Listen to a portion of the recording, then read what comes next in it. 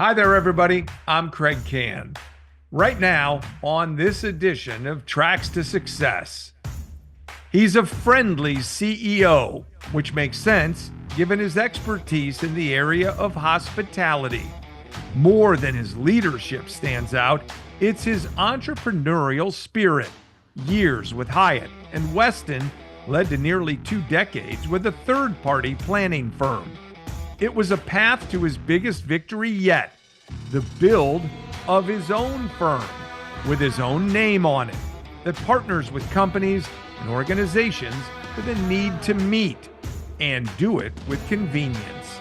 His name is Tim Lamont, and in 2016, he co-founded LamontCo, a hospitality solutions company built on innovation, service, and industry insight. His inspiring story of success starts now. Welcome to Tracks to Success.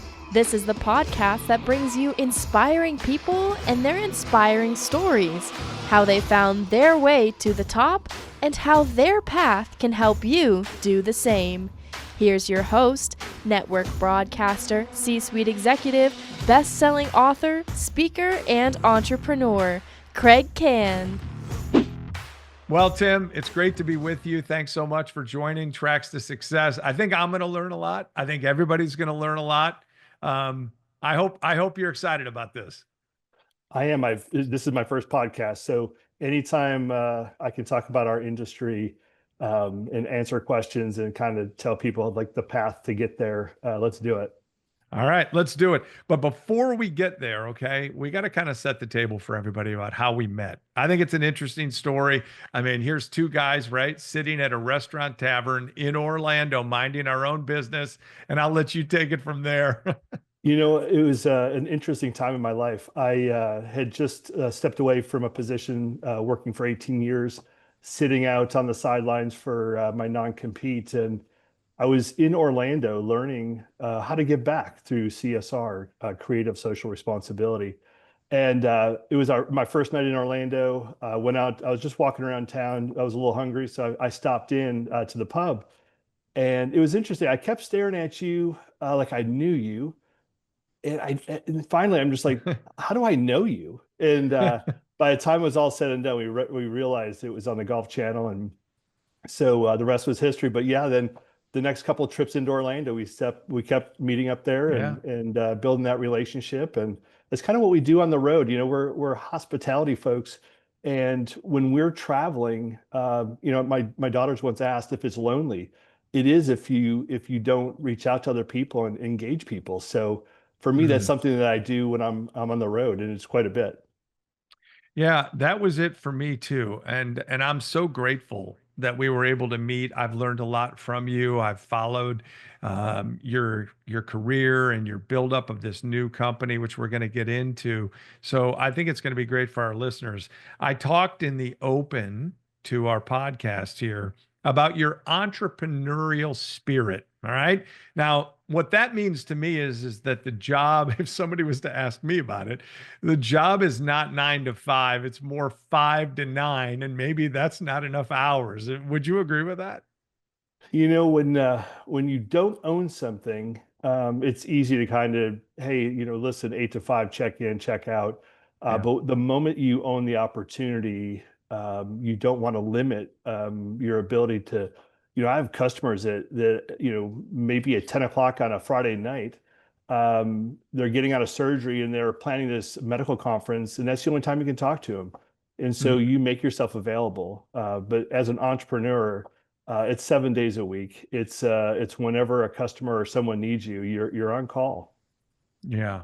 In my workshops, Tim, I talk a lot about an entrepreneurial mindset. No matter whether you actually work for somebody else, I think it's important that you go to work every day with some of the skills that an entrepreneur has or the mindset that they have, right? No fear. They have an idea they need to try to push through. They have a go for broke attitude, and you can't have negativity creep in, even though it can at times. Tell me how your mindset shifted to become an entrepreneur, and what does that mean to you running a business? I think while you don't want to show fear, I think there is fear there for sure. And you have to have fear feeds the flame, right? And you Hmm. want to be successful. You don't want to fail. So there's always that fear and you keep that little piece in your mind every day. But ultimately, as an entrepreneur, I think I knew this as a child that I wanted to be an entrepreneur. I didn't. I worked those jobs, the 8 to 5 jobs, and I had leaders teaching me things. But there's creative things that I've always wanted to do in any job that I was performing at.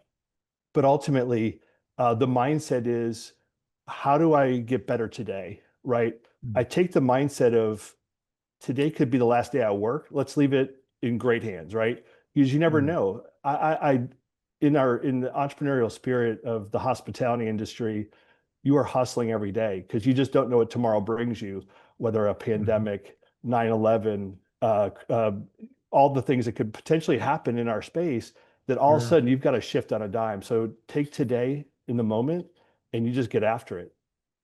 So you just talked about your childhood and you said you thought you might always want to do that. That's really interesting. I don't know that a lot of kids in a young age would think like that. Tell me more about that. Yeah, I was a paper boy back in the day, and Me I too.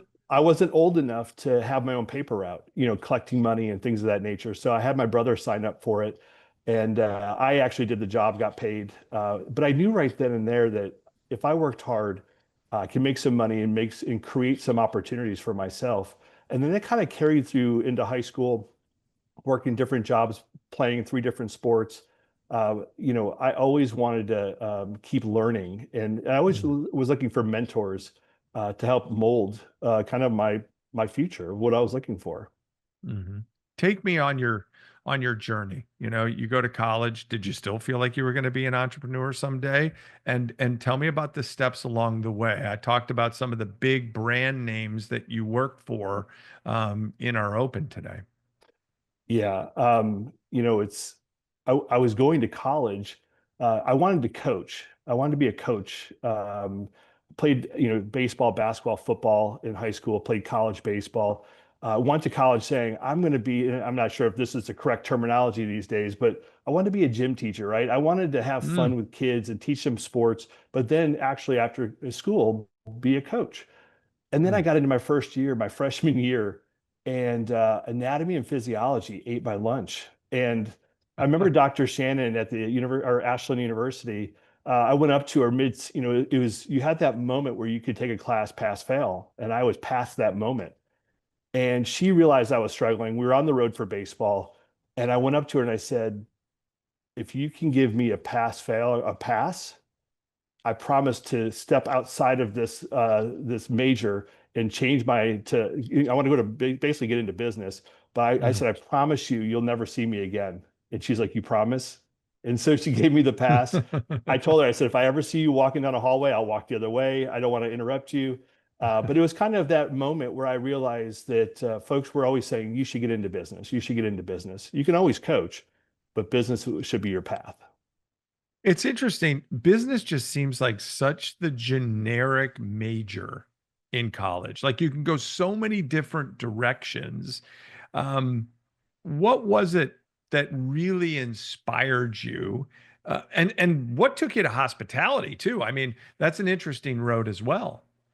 Yeah, we had an opportunity to go away for a weekend, and I'm spacing the name of the hotel. It may have been the Hamiltonian outside of Cincinnati. And it was a weekend, go for the weekend and learn a little bit about hospitality, sales at the hotel level. And on Monday, Tuesday, and Wednesday, you would be paired up with a sales manager and you'd make outside calls. And I came Mm. back for that saying, gosh, I really enjoyed that, but I don't know really how to parlay that into a career for myself. I don't know anybody. I don't know how to get into this. And then ultimately, it wasn't until my senior year where I met the president of the university. He was new to the university. I invited him over to a cookout at our fraternity, and I got to know him a little bit. He showed up and got to know everybody. Mm. But over the course of the next couple of months, I was able to continue to engage with him. And it wasn't until I was graduating, I was walking across the stage, and you give a handshake, whether you say thank you, whatever you say in these days. You grab your diploma and you get off the stage. And he stopped me and he asked me if I had a job. I'm like, excuse me? He's like, do you have a job? I'm like, no, I'm still looking. And he pulls this piece of paper out of his pocket and he says, here, give this guy a call. He's looking for someone like you. Wow. And it was Kevin Wilson with Hyatt Hotels. They were doing an internship program, and he asked the president of the university, I'm looking for some dynamic people to get in our internship program to see if they want to get into hospitality. So now here I went to the Hamiltonian saying, this is really cool. I would love to get into this, but I just don't know how to. And now I have a number and a name of somebody to call. And so I was graduated, I was landscaping. And every Tuesday at 11:15 a.m., I would call Kevin and say, do you have a job for me? Not yet. And it got to a point where about 5 weeks into it, he would just pick up the phone and say, not yet. And so I was persistent and I told him, I said, I'm going to call you every Tuesday till you get me a job. And it wasn't until one Tuesday when he said, are you going to be at Ashland for this weekend coming up? I said, yes. Why? I wasn't. But he was getting inducted to the Hall of Fame and he wanted to meet me in person. So I drove 5.5 hours to basically time it so that I could meet him at the ceremony, shake his hand, and then get back in the car and drive 5.5 hours back because I had to work. And he, Wow. in the moment, face to face, said, call me Monday. I've got a job for you in Chicago. So it just, you got to be willing to go after it and get it. Yeah, that's what I was just going to say. So what's the lesson there for kids who are in college now that might be listening or watching this? What do they need to know? You gotta be memorable. You gotta think different. Assume everyone's gonna be stuck in their phone. You've got to be able to use your voice. You got to be able to shake hands and look at somebody in the eye and say, I want this or I need this. If you tell enough people what you're looking for, someone's going to have the answer. Yeah, that's a great response and a great lesson. Tracks to Success is proud to have the support of Ahead, true innovators in premium headwear. For more than 25 years, Ahead has been outfitting golfers and supplying headwear for the game's most prestigious events. Head over to aheadshop.com and explore their incredible collection of major championship golf hats. And don't miss their lineup featuring your favorite college teams. If you're looking to dress for success, Ahead is the perfect brand for you. So think ahead and look for it at pro shops and special events across the country. And how about this? For listeners of Tracks to Success, Ahead is offering one of its biggest discounts ever. Visit aheadshop.com and use the code TTS30. That's TTS30 to get not 20% off your purchase, but 30% off. That's right, 30% off with code TTS30. Ahead, the finest in headwear and the official headwear of the Tracks to Success podcast. Available now at aheadusashop.com. We're talking with Tim Lamont. He is the founder of his own business, which we're going to get into right now. And I want to talk about your company specifically, LamontCo. All right. Now, a lot of businesses, a lot of companies say, we do this. This is what we offer. And they get all into that. And sometimes they go pretty wide. They don't oftentimes talk about, this is not what we are. We are not this, just so everybody knows. And they don't narrow their lane.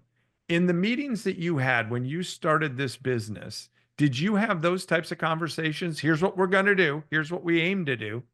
And here's what we aren't.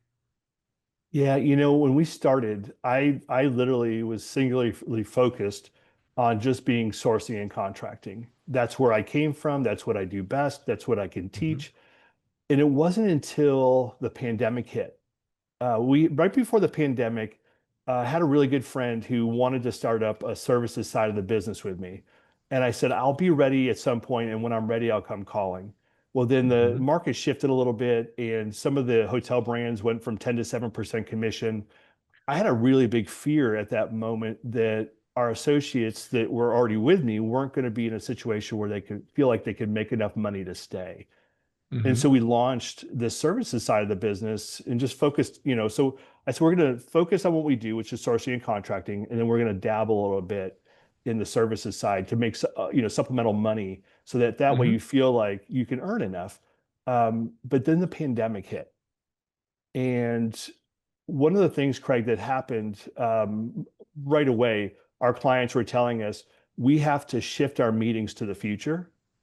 And so when you hear that, you have to realize that there's going to be no new business to source for a year or two. So now, how does your company stay intact, right, and make money? Well, we had Right. to shift. Our clients were telling us that in the past they had a staff of 5 or 6 or 10 people, and they're going to be able to. And those folks were always had a job of one person was in charge of production, and so go find that vendor. Someone may have done swag. Someone may have been just getting the keynote speaker, right, for their conference. Well, now they've basically reduced the staff from like 10 people to one or two. And so clients were telling us during the pandemic, boy, when you come out, like we need help because we don't know who to go to anymore for as a destination management company for transportation or an AV outside Interesting. AV producer. And so we gathered very quickly and said, we need to figure out who we're going to be when we come out of this. Because Mm. if we're still just sourcing and contracting, we may not be around because there's not going to be sourcing to be done for a year or two. And then at the time, a good friend of mine who just came off his non-compete was sharing with me about some of the ideas he had to build an infrastructure of a services company. So I listened and we rolled it out and we became a hospitality solutions company. And what I mean by that is we, regardless of what a client needs in our space, we wanted to have the answer. Now, we didn't Mm. expect them to buy all our services, but ultimately we wanted to fill gaps where they had some issues. And we have been growing that ever since. And so if you asked me, 9 years ago, where do you think you'll be in 10 years? I would have never said where we are today because I just didn't know that we had to go that direction, right? Sometimes you're forced Yeah. into having to make a decision to say we either evolve or we fall apart. It's interesting. I would say the same thing about Can Advisory Group. If you went back 8 years ago, 9 years ago, what I was doing then and what I thought I would be doing 8 or 9 years, it shifted. And the pandemic was a big part of that. I mean, I do workshops in front of large groups or small groups or one on ones. There were no meetings. I do keynote speaking. There were no conferences. So Right. that kind of leads me into, and full disclosure for everybody listening or watching this, I did a workshop virtually, which is the pandemic time, for your company. I ask and talk about this not to talk about what Can Advisory did for you or what I did for you, but instead, I want to focus it on what a company leader like yourself is looking for or was looking for in helping to grow your people and why that's so Yeah, that's important. Yeah, it was the right time for you and I when we connected during the pandemic. I was fearful for the money, right? And I say, Craig, if I do this, I know I need to do it, but if I do this, we may not have enough money to start back up when it gets back on track, right? I So remember I had that. to have an all-in moment of saying, tell me what we can talk about. I need to show my team that we're going to get through this. And so if we're educating ourselves and we're being better every day, that by the time this pandemic is over, we're going to be able to we're back at it again. We're not going to have to dust off and say, okay, it's time to put our sales hats back on again. We have to stay every day focused on taking care of our customers, taking care of our hospitality industry. And so being able to do that was critical. And so showing my team that I was willing to invest in a time where we didn't know if we were going to open the doors in a year from now. It said Mhm. a lot to them. And actually we grew during the pandemic, which shocked me. I think we were going into the pandemic with 11 and we came out with 28 associates. And so we were Mm. able to recruit good people to come in and listen to our mission and say, this is, coming out of here, let's do it together. Yeah, it was a lot of fun for me. I want to throw a little statistic. This is according to LinkedIn Workplace and their learning report. 75% of employees say they're more likely to stay with a company that invests in their personal and professional development. Okay, you're a CEO. I mean, you run the place. You lead an organization. How much do you truly believe in investing in the people around you and also is that missing in your mind, and missing ingredient perhaps in other companies?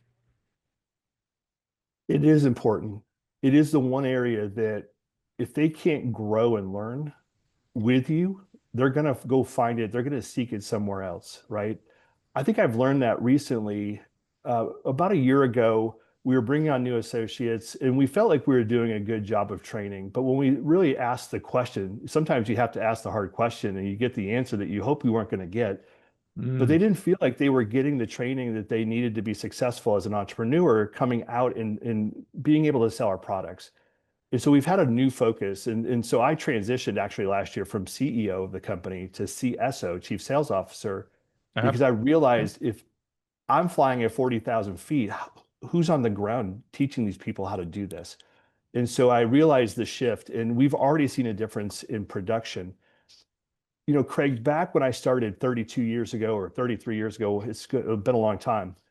The focus of training was so important, right? Always having outside trainers coming in on my hotel sales job. mhm. I always saw that the company was investing in me to be better. And then something happened where you start a company and it's a slow grow. Money is slow coming in because we're booking stuff for the future. So money doesn't come in right away. Right. Um, and I realized it was meeting people like you to say, you should consider this. Mm. And my thing was, tell me what they're going to get out of it and how is it going to work. But by having that during the pandemic with you coming in said a lot to them that I was wanting this to be a better company, and I needed to make sure they felt like they were trained up to be able to go out and do the job. I think my thing, and you know this because you know what my mission is when I speak to organizations or executives one on one when they go through the brand new you program. I think it's really important, number one, for an organization to know who they are, what their story is. And then number two, to take employees and create ambassadors who can share that story effectively, who know how to go in because people don't buy products first, they're going to buy people first. So if your people are focused only on here's our value, here's our products, here's our things that we can give you, there's no connect there. Relationship building is the biggest thing, which kind of brings me, and you teed me up on this. There's an executive VP running your organization. Her name is Julie Lamont. Do you know that person at all? I know her well. Yes, I do. Oh, okay. Yeah, I would think that you would. Who said this? People join our team to have the freedom to be successful in their own eyes and to have fun. Emphasis on fun while they work to achieve their goals. That's a pretty cool statement for working in your organization, and one that a lot of people probably don't think enough of. They think about revenue growth over people growth. You want to comment on that and share a little more about this Julie Lamont?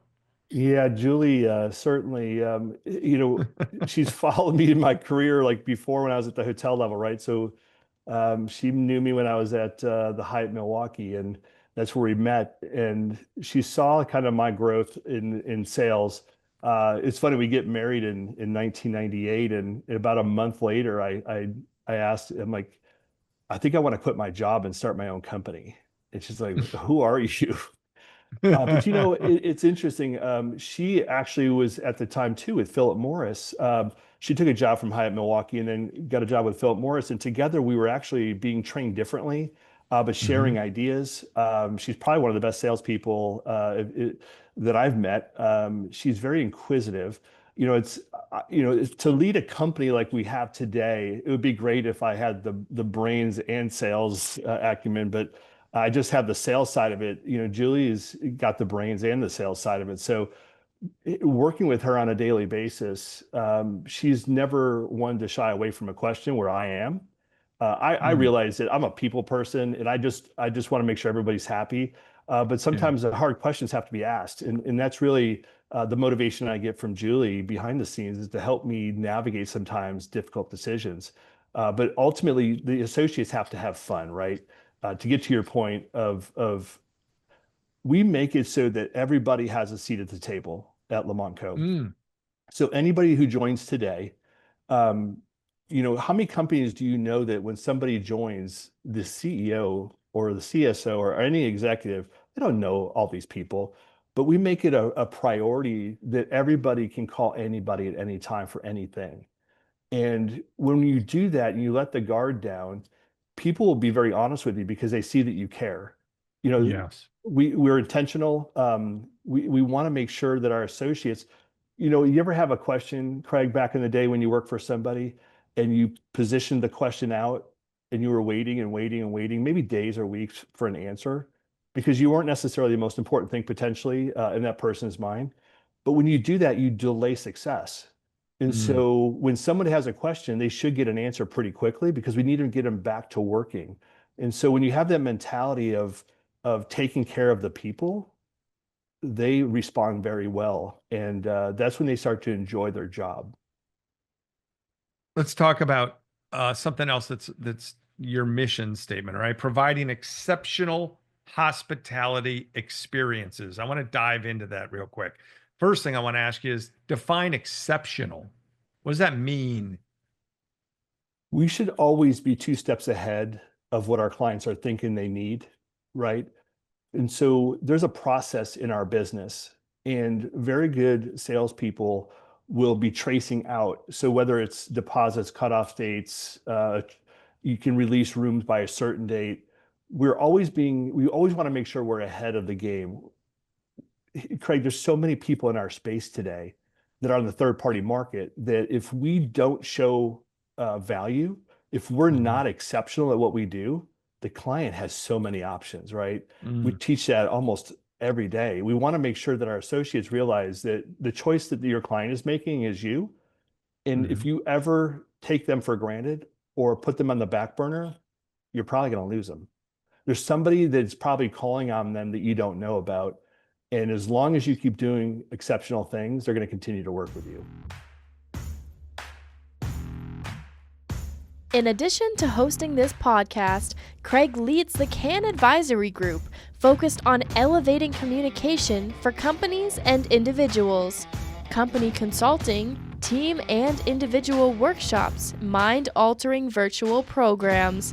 To learn more and to find out why the Elevate workshop has been labeled the most powerful experience in leadership communication, visit canadvisory.com.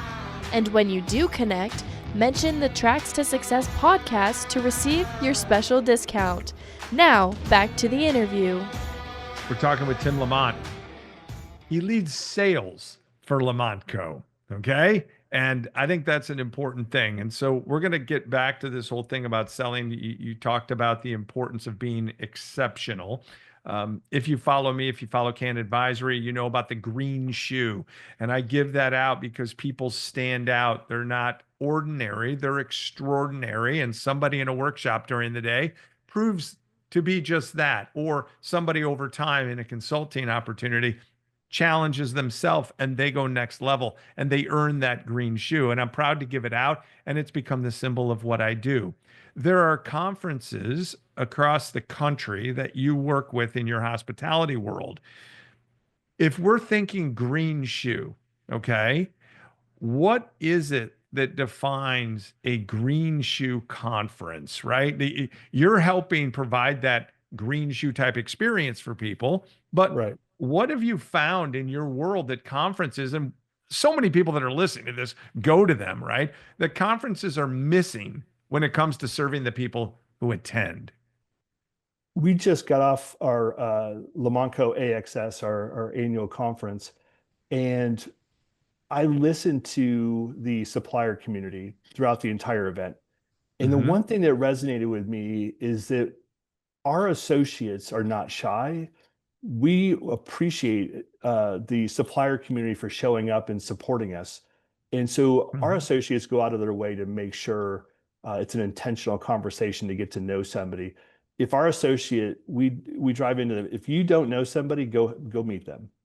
And Mm. so we kind of reverse it. The salespeople usually are the ones trying to come to us, but we make it a reciprocal opportunity to go out to them.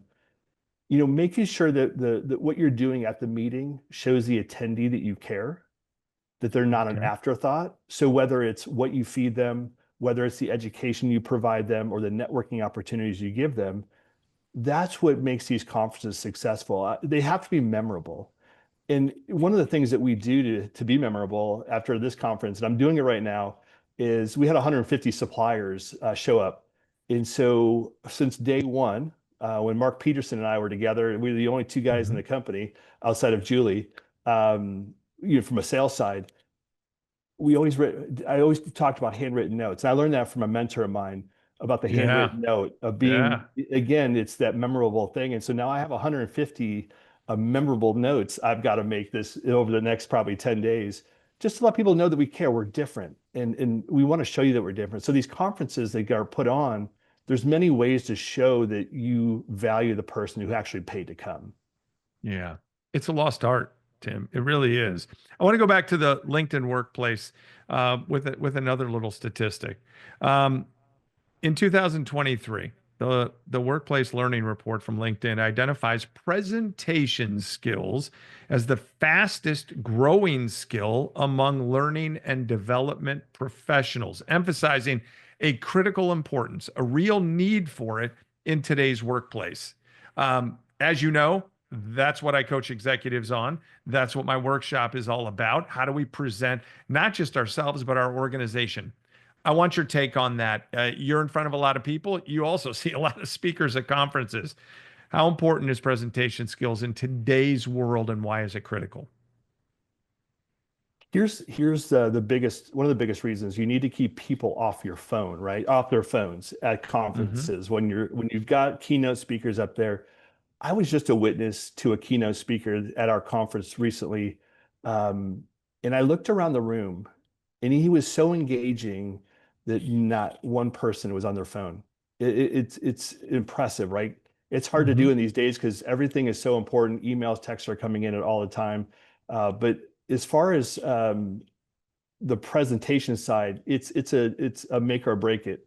So for our side, when we're presenting, a lot of times you've got to be careful how much you present. If you don't know what you're presenting on or ask the right questions, you could be presenting yourself out of an opportunity, right? You've seen it, Craig, where people go up Hmm. there and they talk too much, or when they win the business, they keep Hmm. talking. Yeah, That's yeah. it's like at some point, the presenter, if you're presenting to an audience, and I'm sure you've done this many times, listening is just as much important as the presenting verbally. Absolutely. Absolutely. And what I talk about is it's always audience first, every single time. You have to think about what they need, what their wants are, why they came to the conference, what they're looking for. And I always like to start with when they're gone. Okay. When people leave the conference, if I'm the keynote speaker, if I'm a presenter, what will they remember about what they heard? What will they share with others that weren't there? In other words, I think I have two jobs. Number one, I have a message that I have to deliver. I think this is for anybody in presentation. So, a little tip for folks out there. Number one, you need to make people remember your message. You're lost without one. Number two, you need to make people remember that you were the one that delivered the message, because relationships and memorable is so important. We want that magnetic tie that they can walk out and say, Tim Lamont was the one speaking today. Kraig Kann was the one speaking today. And then word of mouth marketing is big, just like it is for your organization. So I think that's a really, really big thing. You know, we talked to our associates a lot about being memorable. And I have a quick little story if we have time for it. Yeah. Yeah. This was early on in my career, and my entire life, I spent when I get a business card, I would always write down, Craig, maybe what you and I spoke about, so that Yeah. when I call you in 3 weeks, 3 months, 3 years, I can reflect back on that moment when you were telling me about maybe Hmm. a Hmm. surgery you had, or a difficult situation happening in your life, or Sure. something amazing. And I want to be able to let you knew that I was listening, right? And Hmm. so there was this account in Cleveland, Ohio that I was going after. It was Lesco. It was a turf management company. You might know about it because of golf, but Yep. um, Absolutely. it was a client that was a little bit elusive. She would never really show up to events. And a friend of mine on the ground in Cleveland says, if you get to this event tonight, she's going to be here. And so I knew that everybody, other third parties were going to be there as well. But how could I stand out? So one of the things I did is I saw the group of people around her trying to get to know her, and And she's probably just like, oh my gosh, who are all these people? But she had a really good book of business that we all wanted to work on. And so I went over while everybody else was trying to talk to her. I went over and I put some cocktail sauce on a tie of mine. This is back when I wore a tie. And I put a little cocktail sauce on there and I put it just so that it would stay. And I walked over to her and I just put my hand out. I introduced myself. And she looked at me like I was crazy, but she's like, I don't know if anybody's told you, but you have cocktail sauce. And I'm like, oh my gosh, like I'm so, oh, thank you so much. And then I was able to disappear, right? So the next 2 days later, I made a phone call to her assistant and she said, is she expecting your call? I said, she is not, but I wanted to thank her. And I told her what had happened to this assistant. And she basically led me to this planner and I ended up winning the business. And I said, this is Tim Lamont, the guy who had cocktail sauce on his tie. I just wanted to thank you. I was there for hours and no one said a word to me. And I said, I really appreciate, and I'm not sure if we had a chance to really talk and tell you what I did for a living, but then I was able to tell her and we ended up doing business together. So it was one of those things that just reminded me, like, do things that when you walk away, they're going to say, I don't necessarily remember what we talked about, but I remember I liked that guy. I liked Oh, the, that's so good. the mood that he put me in when he left. Looking for a guest speaker for your next event or annual conference? Kraig's message is inspiring and empowering. Visit kraigcanspeak.com to learn more about his topics and find out about his green shoe experience. It's a day your people will talk about long after he's gone. So visit kraigcanspeak.com and mention the Tracks to Success podcast to receive your special discount. Now, back to the show. Talking with Tim Lamont, great storyteller, leader of a company, and big in hospitality. And you can tell with the personality, a guy who works for others. This podcast is called Tracks to Success. As we start winding down our conversation here, what is the thing that you've learned most, not about business, but about yourself in your journey up the ranks to leading your own business? Be different, be transparent, be professional, be consultative, be all the things that most people are, they have the ability to do it. They just choose not to. Be different, be memorable that we just talked about. I think just making sure when you're in the moment with somebody, just listening to them. I do my best to listen more than I speak because I take a lot of information. I always say that someone is going to teach you how to sell them if you allow them to talk. And so those are the things that have just helped me over the years. And I've got, I say 2 guardian angels that have helped me they hold me accountable. These are individuals when I first started my career. I had they taught me some hard lessons. One was a customer of mine and one was the gentleman that hired me for Hyatt. Between the 2 of them, they gave me some wisdom and they knew that I was eager to learn. And I wasn't afraid to be vulnerable with them and tell them where my fears were or I need help. So just having mentors as well in your corner. Fear and failure is such a big part of success. I don't think people realize that enough. The number of mistakes I've made along the way, I jot them down. I'm a big journal guy. I write down the things that I've failed at and the things that I've succeeded at, and who deserves the credit for that success, who inspired me, who mentored me, who helped me along the way. I think it's really important. One thing you talk about cocktail sauce on the tie. I'm gonna ask you to tell me about why a bar of soap is so big in your career, because you and I talked about that and that was memorable to me. So I'm going to let you share that story and how it really could relate to others. Yeah. So, when I was doing it, I had a charity golf event that I would do every year. So Julie and I, part of our success in this business was how do we return it back? How do we show that we care? And our thank you to the industry was teaching others to give back. And so I met Tammy Runsler. At the time, she was with Clean the World. And I was having an event and I said, I want to engage people in a way that it's great to give financial donations. And there's nothing wrong with that. It feels good when in the moment when you're on stage and you have that big check. But what happens after the fact? You just don't. For me, it was I don't know where the money goes.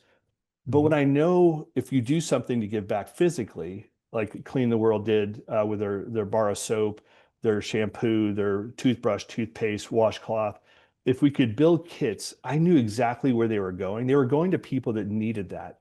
And so when I first met you was me learning CSR. And so after 9 months of learning and selling and also servicing CSR activities, Julie and I decided to make that a focal point of who we are, and that's our give back to the community. And so it was interesting because Tammy had left about 8 months into it. She gives a call and said, "Hey, I'm no longer with them." And I said, "Well, what do you do?" And she said, "I don't know." She's like, "I just wanted to go do something a little different." And so I asked her if I could fly down and meet with her. And that's again when I had run into you, and I just said, listen, I want to have a company that has a CSR initiative in it. I just don't have capacity to do the do every day. And she's like, funny, I don't want to own a CSR business, but I want to work in a business that has many avenues of teaching people, not just necessarily hygiene kits, but build a bike, build a bear, backpacks for children, feed Mhm. the meal packing side of it.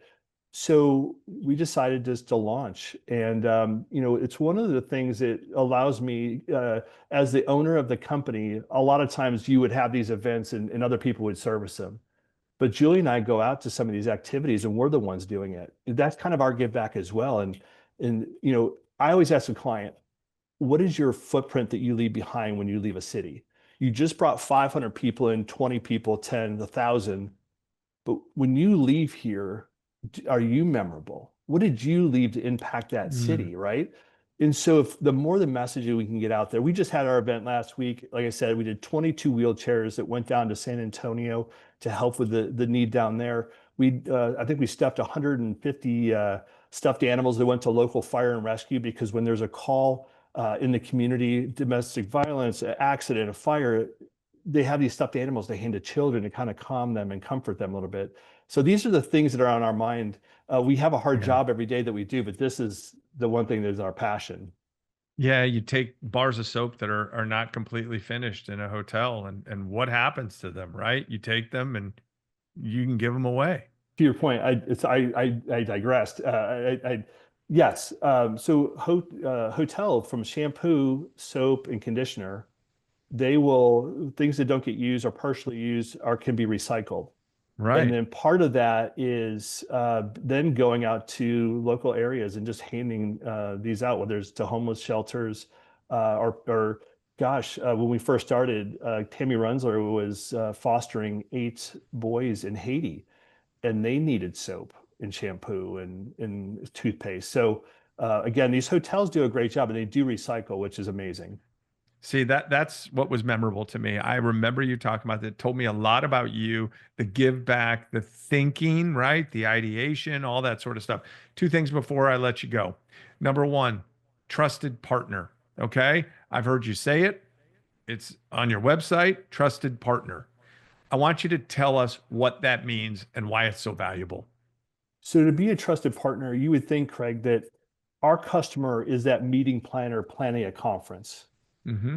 But to us as a hospitality solutions company, we are a partner to not only our planning community, but to our supplier community, which is our Hmm. hotels and CVBs, whether we do white labeling for housing and registration for them, whether we do CSR activities at their events.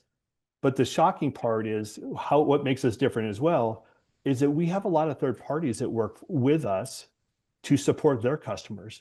And so to be a true partner, you have to be inclusive of everybody. You want to include and allow people to be safe with us to work on behalf of their customer for everybody to win. And so we're not in a position that we would ever want to take a customer away from another third party. We want to enhance that opportunity so they can be more successful with that customer because together we can do some dynamic things in this industry. Last thing, and that's great stuff.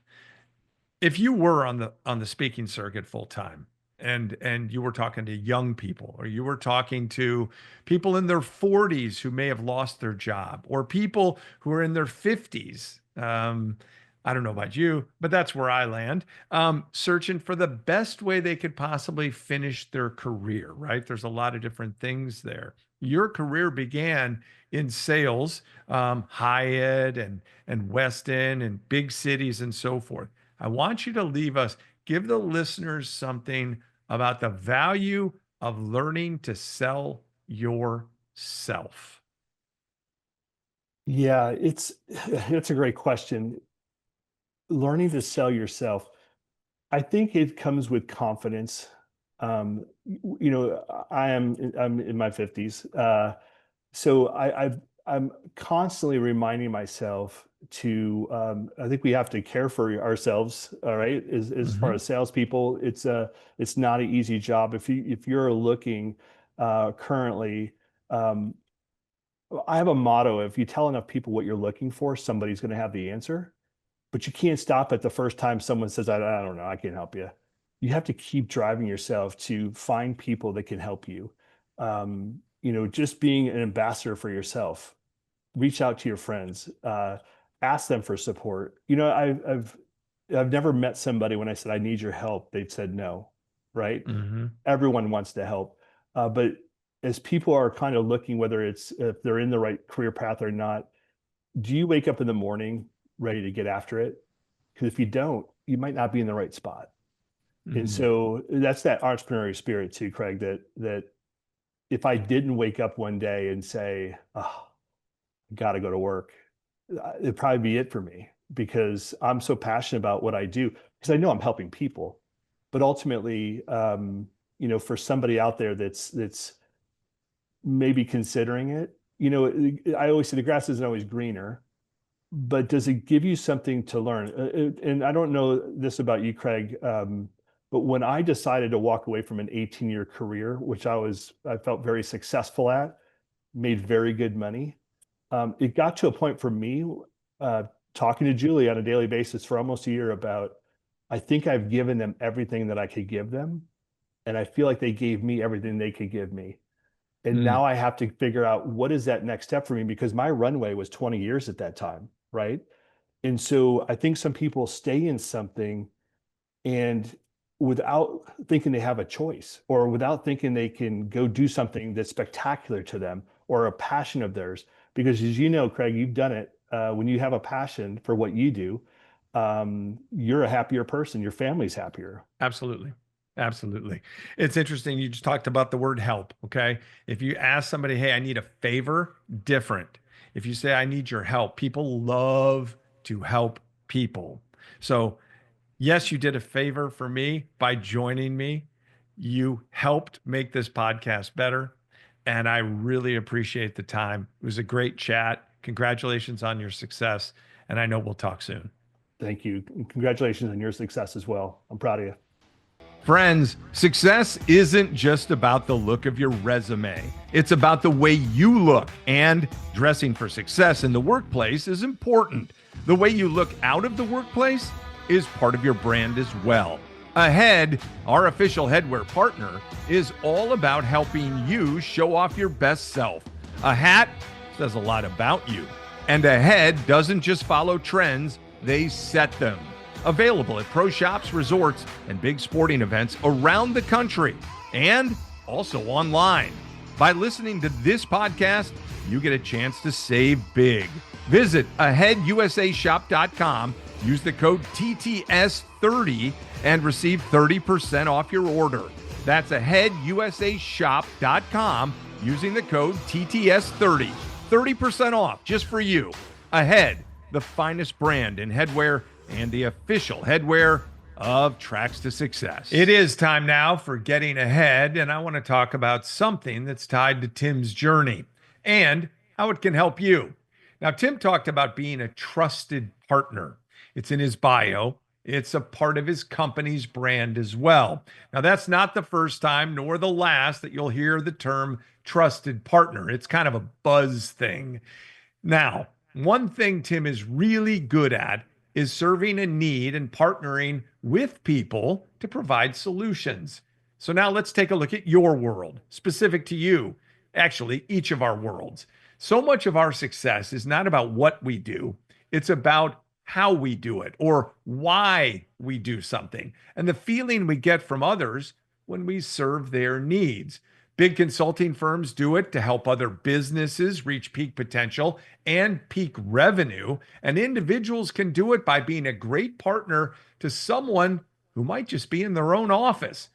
Partnership means a lot of things, but here's a few that I think stand out that I think you'll actually gain something from. So, what is a trusted partner? Well, shared connection and a sense of belonging, increased confidence that someone is in it with you, less stress. And don't we all want that? Less stress because nobody is doing it alone.